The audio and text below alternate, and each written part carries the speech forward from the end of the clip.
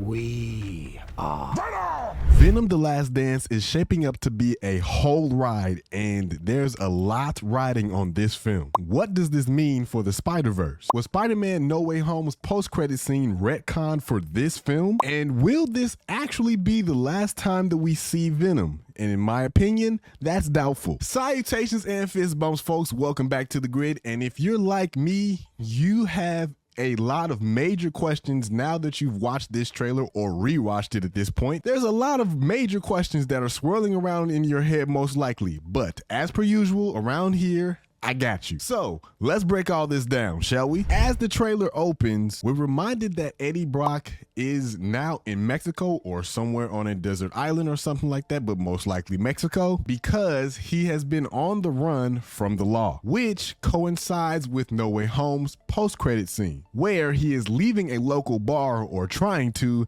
and then is teleported, which most have speculated that he was then sent back to his own universe after being brought here into the MCU's universe by the botched spell that Peter Parker and Doctor Strange did when Peter was trying to change everything mid-cast and saying that everyone that knew who he was in terms of being Spider-Man should still know.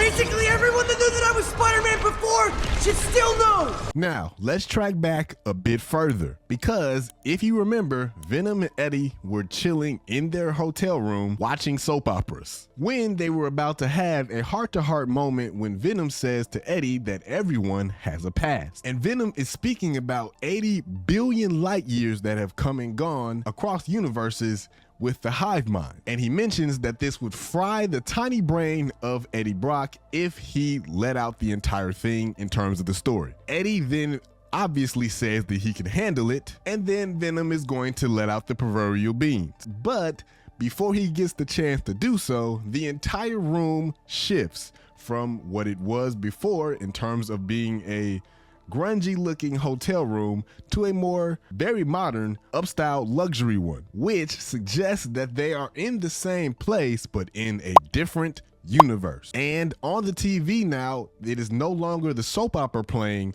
but the post-credit scene from Far From Home, where J. Jonah Jameson is revealing the identity of Spider-Man, which, as we all know, shows the identity or the Spider-Man of Tom Holland. But remember, Venom has never seen that version of Spider-Man in the MCU's universe because contract reasons. Technically, the symbiote only knows about Tobey Maguire's Spider-Man because that was in his universe, where inside of the Raimi trilogy, in Spider-Man 3 specifically, he comes into contact with the symbiote. So when he says that guy while looking at the TV screen, it suggests that somehow he does understand and know who Tom Holland's Spider-Man or Peter Parker actually is. And I'm guessing that that's going to come because of the fact that it's 80 billion light years of hive mind information. But when this shift happens, again, it is safe to assume, as I mentioned earlier, that it happens during or directly after the spell is botched by Peter and Doctor Strange. You changed my spell 6 times. 5 times. You changed my spell. You don't do that. I told you, and that is why. So when the reversal happens at the end of No Way Home, and Eddie mentions that he is going to actually go and speak with Spider-Man, his initial intent to do this is to do it while inside of the universe of Tom Holland. But he doesn't get the chance to before being teleported back to his own. This brings up the question for me, does Eddie know who Tom Holland's Spider-Man actually is? Or a better question, does he remember? And also, or does Venom? And does the piece of symbiote goo that is left behind inside of that universe or inside of Tom Holland's universe, does that remember him as well? A lot of questions, I know, but these are questions that you need to keep in mind when you watch the trailer, or at this point rewatch the trailer, because, and it's also something that you need to keep in mind before you go and see the movie, which is set to hit theaters October 25th, 2024. Because now in this trailer, we are off of the luxury resort island, whatever, inside of Mexico, and back to the grungier version of the two. So now at the beginning of this trailer, Eddie is still wearing the same clothes that he was wearing at the time of the post-credit scene from Let There Be Carnage, which carries over into the post-credit scene inside of No Way Home as well. And he is currently still wearing them now. But as he's walking up the street, there's wall graffiti to the left that says "No te pierdas," which means do not miss or don't get lost, which is a possible subtle way to tell the audience, pay attention. Pay attention. Because there's a lot of dots that we have to connect here. When he gets to his destination, which looks like a dogfighting pound to me, he literally breaks the lock with ease, which I'm guessing is help from Venom. And the look on Eddie's face possibly means that he has a soft spot for dog, which is probably the reason why he's in there in the first place. Because on the onset, it doesn't look like he actually has a whole lot of reason or business even being there in the first place at all, unless he was staying there or something. Which could this now be a different version of the hotel that he was in before? There's a lot of things that are just swirling around in my head. I'm sorry. Then the fight starts and Venom and Eddie let the dogs out. And then they work on their teamwork. We are Venom! No. Oh! Yeah, we are Venom. Just before, Venom snacks on the heads of the goons. Then, as they're leaving the scene and Eddie gets a compliment from Venom about his taste, Eddie mumbles something that sounds like he said, "I need a Tylenol," but I couldn't really pinpoint exactly what he said, and neither could the closed caption either, because I rewatched this in 15 minutes and rewound it countless amounts of times. Then after the Sony credits, we hear the remixed version of David Bowie's Space Oddity inside of the countdown that is accompanied by a piano, which the song choice for this trailer and possibly for the entire film itself is beautiful, brilliant. And we also hear the main lyrics of Ground Control to Major Tom. Ground Control to Major Tom.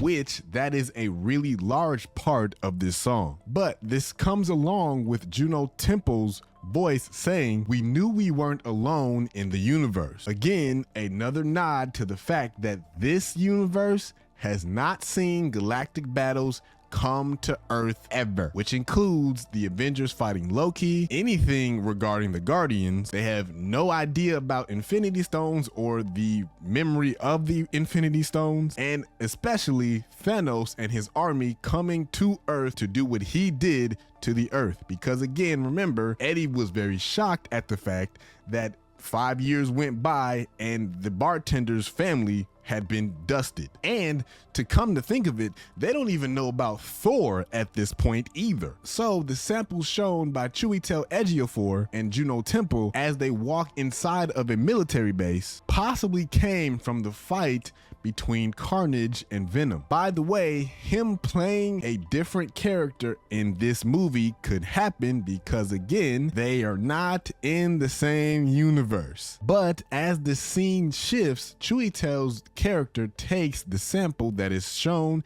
inside of the bar that Eddie came from earlier, which by the way is almost touched by the same guy that was the bartender in the post-credit scene of No Way Home. And notice that that is the exact same drink that Eddie was drinking, well, had already drank, that is sitting next to the guy that's the bartender, and he possibly still might be the bartender in this universe, but at this point, he's just a guy right now. But notice that it is now full, where again, Eddie's, or at this point, Eddie had now had 2 of them and was drunk. But this now leads me to the crux of this entire situation.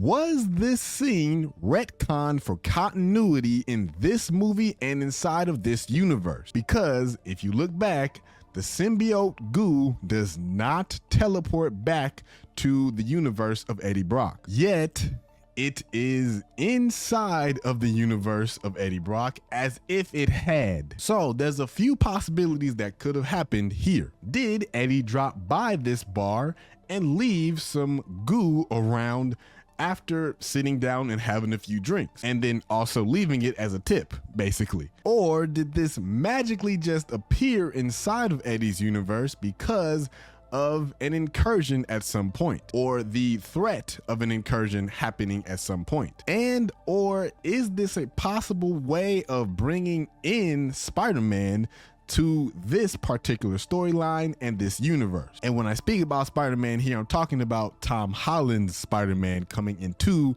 Eddie's universe. There's a lot that could happen from this, but these are my thoughts initially. Now, as things pick up a bit inside of the trailer, Miss Temple's character says that keeping aliens and any life form outside of Earth is the job of them to keep it hush hush, which at one point that was the job of S.H.I.E.L.D., which at this point has now gone up in smoke or dust. Then Eddie is spotted leaving what looks like the dog pound scene after chomping down on some goon heads, but notice there are not any dogs anywhere around him in the back or on the side at all, which means that this scene was most likely a reshoot for story continuity. That man is playing Galaga. Thought we wouldn't notice, but we did. And like I said before, it looks like he's going to spend at least the good majority of the first act in the same clothes that he was inside of in the post-credit scene from Let There Be Carnage. Because when he's being chased by the military in the water, same clothes there. When he tells Venom that they are living the dream, same clothes. Then he changes to dance with Mrs. Chan, and then back to the same clothes again. But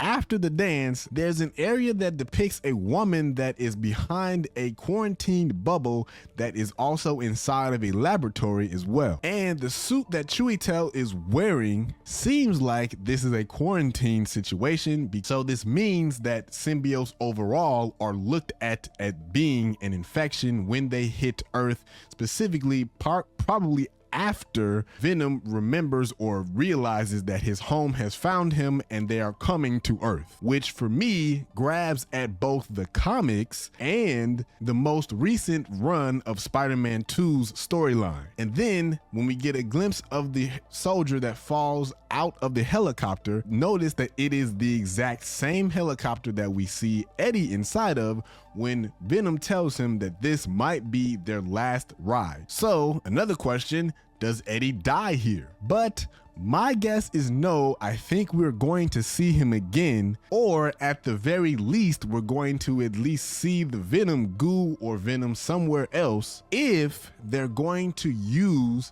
the storyline of Spider-Man getting Venom's powers inside of Secret Wars and then bringing it to Earth, which, by the way, is exactly what happens in the comics. Or at the very least, we're going to see the Venom goo and Venom again if he is going to officially show up inside of the MCU via Secret Wars, because in terms of how Spider-Man contracts it in the comics, that's exactly what happened. There are some other details with the Beyonder and all that kind of stuff, but yeah, that's how Venom comes to Earth and actually meets Eddie Brock after Spider-Man dispels him in the comics. Then when Venom says that his home has found him, it's still slightly unclear how they're going to explain completely his original origin in this universe. Because again, it's different than what happens comic-wise, because he comes to Earth via Spider-Man by way of the Beyonder. So this might be a slight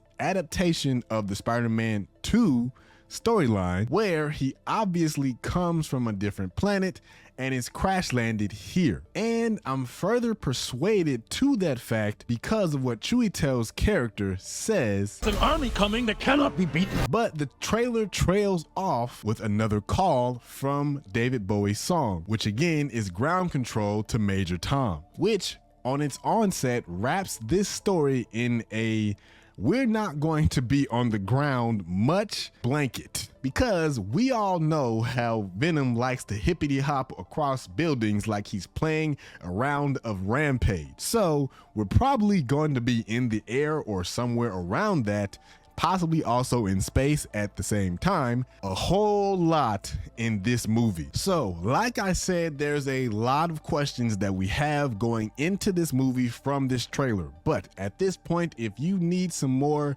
warm fuzzies, go ahead and hit this playlist right over here. And if you need to trip down memory lane and go down a little bit more of a rabbit hole, hit this one over here. And until next time, y'all be smooth, blurred out.